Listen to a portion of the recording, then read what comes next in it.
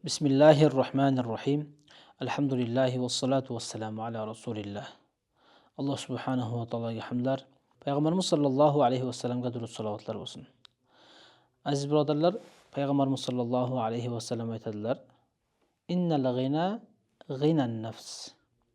Haqiqiy boylik bu insonni o'zini, ya'ni nafsini boyligi deb aytgan. Ya'ni qaysi insonning moli ko'p bo'lsa, qaysi insonning narsalari ko'p bo'lsa, u inson boy emas. Haqiqiy boy, yuragi to'q, nafsi to'q bo'lgan inson, boshqalarning moliga, dunyosiga ko'z ortmagan inson haqiqiy boy. Kunlardan birida Ibrohim bin Adham rahmatullohi alayhiga bir boy odam keladi. Va kelib aytadi: "Men sizga bir hadya bermoqchiman" deydi. Shunda Ibrohim bin Adham rahmatullohi alayhi aytadilar: "Xo'p, mayli, hadyangizni qabul qilaman, lekin bitta shartim bor" deydi.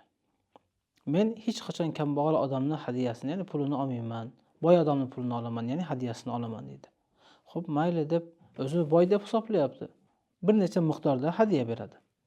Ibrohim bin Adham rahmatullohi alayhi hadya berayotgan insonga savol beradi. "Shu berayotgan pulingizni ko'payishini xohlaysizmi?" degan. Shunda berayotgan odam: "Ha, albatta xohlayman" deydi.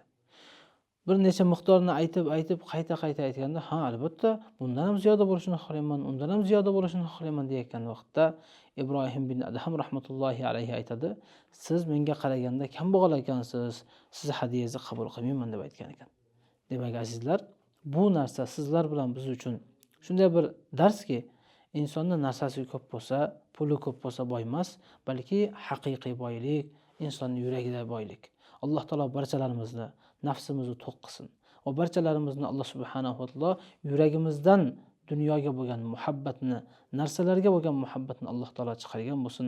Assalomu alaykum va rahmatullohi va barakatuh.